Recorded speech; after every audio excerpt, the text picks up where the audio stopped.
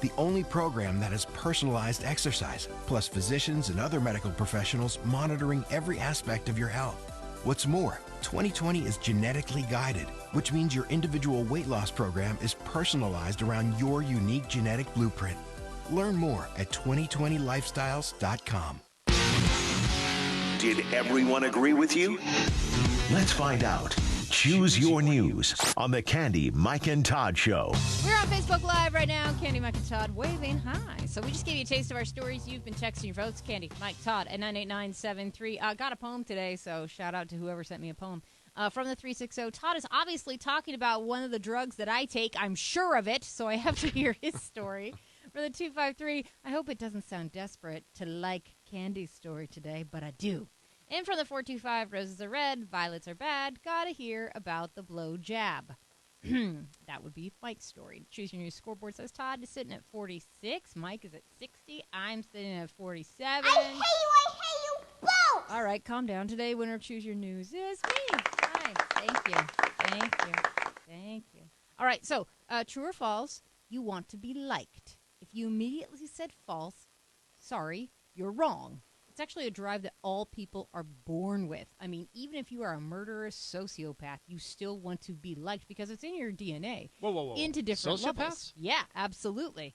And what sociopaths can do is look at somebody else trying to be liked and mimic that. But that is part of something that every single human being wants. It's built into the DNA.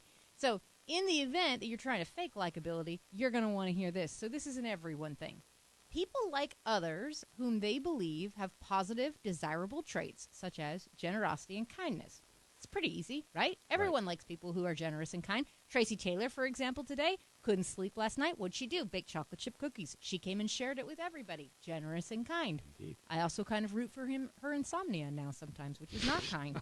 But easy. Right. It's great. It's so good. But people do business with people they know, they like, and they trust. But what people are now saying in modern business world is a lot of people who are fresh out of college, that demographic, have lost the skill to be likable within 5 minutes.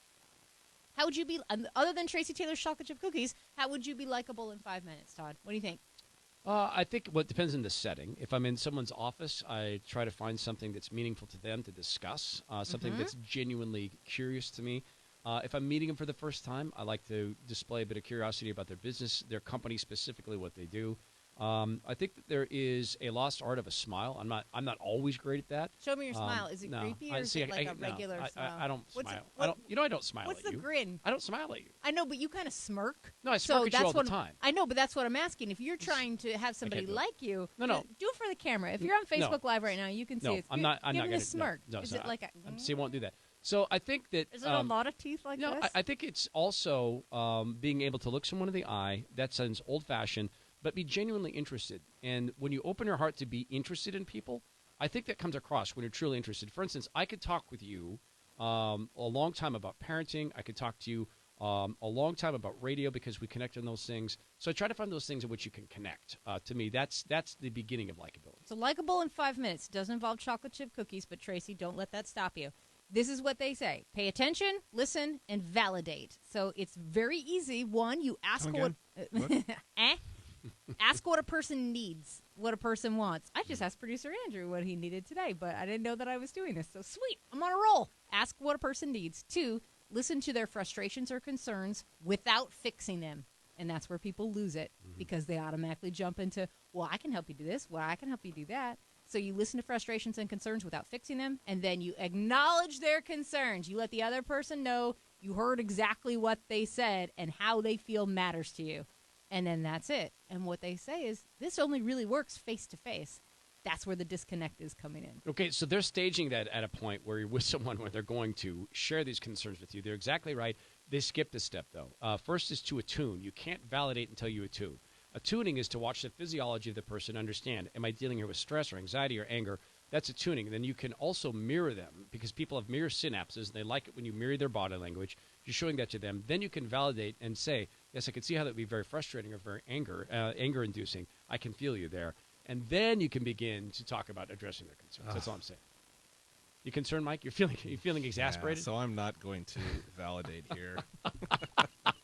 I think I'm anti-validation right Ask here. what a person needs. Listen to them without fixing them. No, but sometimes you get the people who like, especially telemarketers, have adopted sort of rude versions of this whole technique. Like, I understand your concern. Like, yes, because the power just went out in my house. I am concerned. I don't need you to validate that. I need you to fix it. All right, coming up on the Candy, Mike, and Todd show, I thought that the city wanted tiny houses. So why are they tearing down a tiny house? We'll talk about that. Let's get a traffic report from Tracy Taylor, bringer of cookies, provider of knowledge, brought to you by Michael Subaru of Bellevue. Thanks for the cookies. Eat them all, please. On Get it. them out of my house. On it. I don't need them.